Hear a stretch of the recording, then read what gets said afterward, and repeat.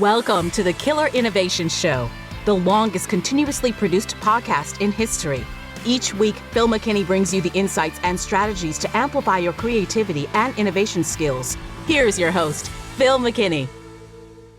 Our ability to solve complex problems without AI has plummeted more than 30% in just the last 5 years. Now, this is not just a shocking statistic to get you to pay attention. It's the sound of your brain cells surrendering to AI. Hello, I'm Phil McKinney, and welcome to my innovation studio. And welcome to a new series called Creative Thinking in the AI Age. Now, this new series is about strengthening your uniquely human creativity while using AI as a partner, not as a replacement. Today, we're going to explore how AI dependencies is creating a pandemic of reduced creative thinking and why this matters more than you might realize. Just look around. We've all seen it. Colleagues endlessly prompting AI for answers. Friends asking their devices with the same questions with slight variations. And kids who will reach for ChatGPT before trying to solve a problem themselves. It's happening everywhere. We're witnessing a slow, subtle decline in our collective ability to think deeply, creatively, and more importantly, independently. This cognitive shift is measurable. This is not anecdote. This is measurable. Recent research from the University of Toronto found that college students today show a 42% decrease in divergent thinking skills, or our ability to generate multiple solutions to problems. That is what divergent thinking is about, compared to students just 5 years ago. The difference? The widespread adoption of AI tools. This isn't just happening in schools. Creative professionals show similar patterns. Marketing agencies are reporting that junior staff increasingly struggle to generate original campaign concepts without AI prompting. Engineering teams face growing difficulties when asked to ideate without computational assistance. But this isn't a rant against technology. Look, AI is here to stay, and it offers some tremendous benefits. The real issue is how our relationship with these tools is reshaping our cognitive capabilities. Remember when calculators became widespread? In my case, my first year of college, I was required to use a slide rule. And I'm going to guess most of you have never even seen a slide rule. But back when calculators were coming out, many feared we would lose our ability to do basic math. They weren't entirely wrong, but we adapted. The difference now is that AI doesn't just handle calculations, it's beginning to think for us. This surrender of our thinking faculties brings us to an uncomfortable but powerful concept from theologian Dietrich Bonhoeffer. Writing from a Nazi prison in 1943, he described a phenomenon he called stupidity. Now, he's not talking about the lack of intelligence, but as a social contagion where independent thinking is surrendered to external forces. Bonhoeffer wasn't talking about AI, obviously, but his insight that humans will easily surrender their thinking faculties to external authorities is profoundly relevant today. We're increasingly outsourcing our cognitive heavy lift to algorithms, and our brains are adapting accordingly. Let me show you what I mean with a quick demonstration. Take 30 seconds right now, and I want you to list 5 uncommon uses for a paperclip. Just 30 seconds right now. We're going to pause. And you're going to list 5 uncommon uses for a paperclip. No use of AI. I'll wait.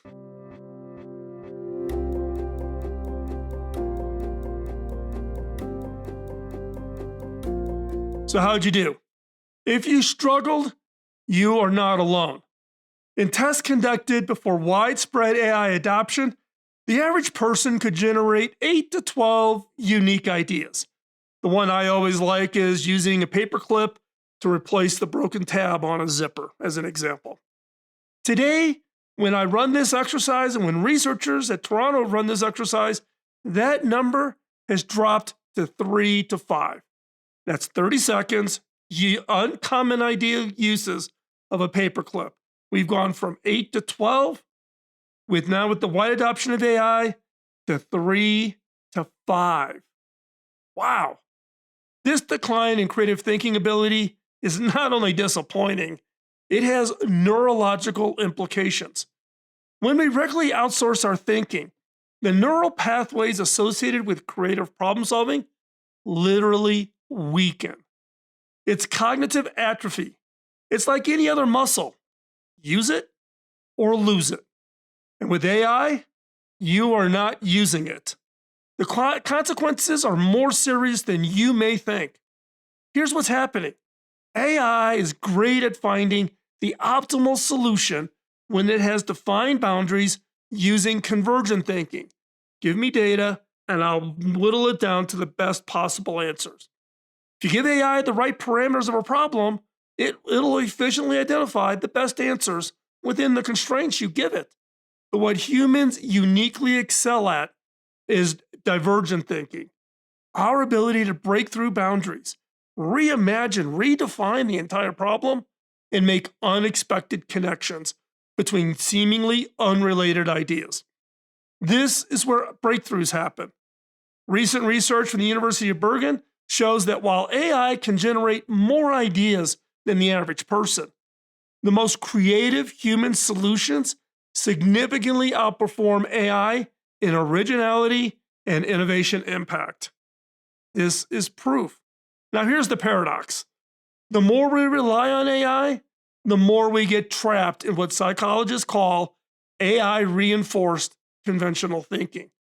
Let me demonstrate again. In a creative thinking workshop that I ran not too long ago, I asked participants to design a new coffee cup. Now, many drew variants of the same cylindrical container with a handle. When asked why, they couldn't explain. They simply imposed kind of an invisible constraint. What does a coffee cup look like? It looks like a cylindrical, it's got a handle on it. I'll make it taller, I'll make it fatter, maybe I'll make it in some different shapes. But they've placed this constraint. But when one participant suggested a coffee cup that could be worn as a ring on your hand, the floodgates opened. Suddenly, everybody in the workshop came up with crazy ideas. People were designing coffee cups that doubled as plant holders, that changed color with temperature, and that folded flat for storage. This mental breakthrough reveals what neuroscientists call the first insight phenomena. That moment when one disruptive idea shatters the invisible walls of conventional thinking and unleashes a cascade of creative possibilities. We're not just limited by what we know, but we don't realize we are assuming. And when we look at history's greatest innovations, this ability to think beyond self-imposed constraints, to use our divergent thinking skills, becomes even more critical. The transistor, the invention of penicillin, the theory of relativity, the internet itself, none of these came from incremental optimizations. They didn't come from convergent thinking. They started with divergent thinking. They required creative leaps that defined conventional thinking, precisely the kind of thinking we as a society are at risk of losing in our growing dependency on AI. But here's the good news. Research from cognitive neuroscience and psychology confirms what I've seen firsthand. Our thinking skills can be systematically improved. We can rebuild and strengthen these creative pathways with the right techniques, with the right exercises. This is where the concept of neuroplasticity becomes crucial. Like muscles, cognitive abilities respond to consistent, targeted exercises. And just as we've developed scientific approaches to physical fitness, we now have evidence-based methods for improving creative thinking skills. The research findings are encouraging. In just minutes a day of targeted practice, people show measurable improvements in creative output. But unlike many skills, that decline with age creative thinking can actually improve throughout our lives. Good news for me, if we nurture it, if we put in the effort. Now, look, we stand at a crossroads. One path, cognitive surrender. It's seductively easy. The other path requires effort but leads to something extraordinary. A partnership where AI handles the routine while we cultivate our uniquely human capacity to imagine what has never existed before. Here's what gives me tremendous hope. Our brains remain remarkably adaptable throughout our entire lives. Now, in the next episode, we're going to dive into the science and learn how to rewire our thinking for an AI-augmented world without losing what makes us human. So join me in the series we're calling Creative Neuroplasticity, the Science of Enhanced Creative Thinking. This is the next episode in this series. But until then, I'm Phil McKinney, and remember, in an age of artificial intelligence, authentic human thinking has never been more important. Now, if you found the value in today's video, please hit the like button and subscribe so you don't miss the next episode in this series. Your support means everything to this channel. It means everything to me. And if you're passionate about creativity and innovation, consider becoming a patron over on Patreon or a paid subscriber on Substack. Links are in the description below. That support helps us create this content. And thanks for watching, and I'll see you in the next episode. Bye-bye. Podcasting nonstop since 2005, this has been the Killer Innovation Show on the Innovators Network.